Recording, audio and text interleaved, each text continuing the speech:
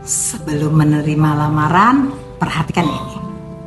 Biasanya orang yang mau menikah fokus hanya pada kebahagiaan yang dirasakannya saja, sehingga lupa memikirkan bahaya yang akan terjadi dalam rumah tangganya nanti. Perceraian yang banyak terjadi saat ini paling banyak disebabkan karena masalah keuangan. Misalnya kekurangan uang untuk biaya rumah tangga, banyak hutang atau uangnya habis karena main judi online, dan masalah lain seperti perselingkuhan dan campur tangan orang ketiga. Oleh karena itu, sebaiknya sebelum menyesal, ada baiknya diantisipasi sebelum hal ini terjadi. Kedua pasangan bisa menanyakan secara baik-baik dengan kata-kata yang sopan.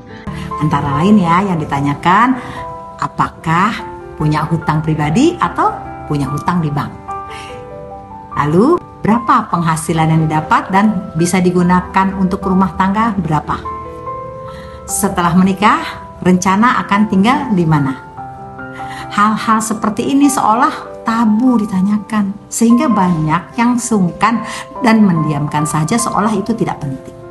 Padahal semua perlu ditanyakan dan diperjelas sejak awal, supaya bisa diterima kedua belah pihak untuk mengurangi terjadinya konflik dan risiko perceraian.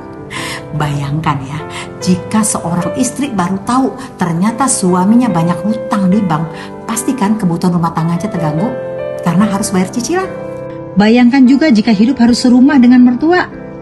Kalau ketemu mertuanya yang suka ngatur, maka uang pun kadang diatur oleh mertua. Banyak yang tidak cocok kan?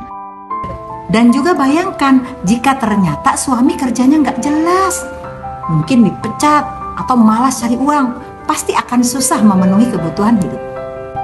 Jika kedua belah pihak bisa menerima kekurangan dan kelebihannya dan menerima keadaan yang akan terjadi ke depan dengan ikhlas, maka rencana pernikahan bisa dilanjutkan. Kita harus berpikir realistis, jangan gegabah hanya karena cinta buta atau karena malu dengan tetangga. Akhirnya salah langkah. Setelah menikah ternyata banyak masalah.